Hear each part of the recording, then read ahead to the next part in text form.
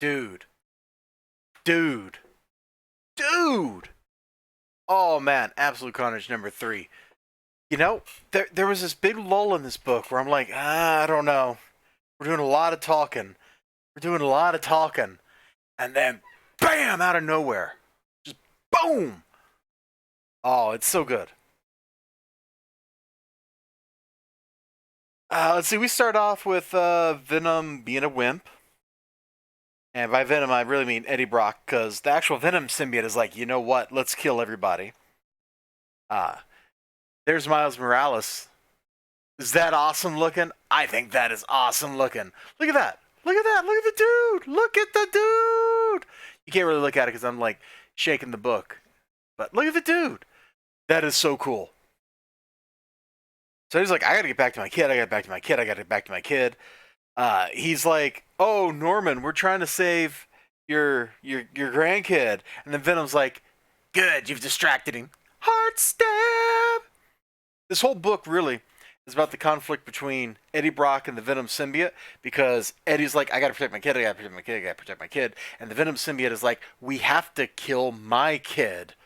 Because if we don't, your kid dies too. Are you stupid, Eddie? The answer is yes, Eddie's stupid. But, you know, if you'd killed Carnage like 20 years ago, everything would be fine. But you didn't. So Eddie picks up the Scorpion and they get out of there.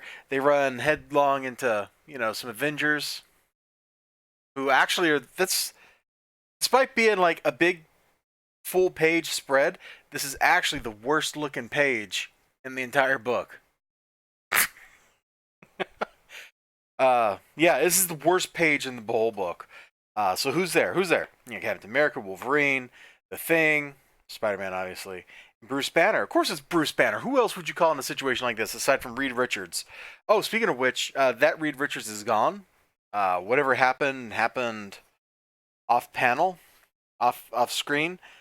Maybe it's the stuff that happened in Venom 19. I don't know. I haven't read Venom 19 and I'm not going to.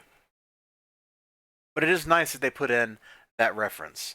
So thematically, this is all stuff relating to family, dealing with family, obligations, all that kind of stuff. Carnage is looking dope. Venom's looking angry. So we start with action, get some discussion in the middle, and then we end setting up the next action. It's a great pace and a great formula, especially if you want to leave me on a cliffhanger, which this does. It leaves me on a cliffhanger wanting issue 4. So just like issue 2, the only thing I didn't really like about this book is the fact that it ended. The art's good. Donny Cates is doing a good job of pacing it.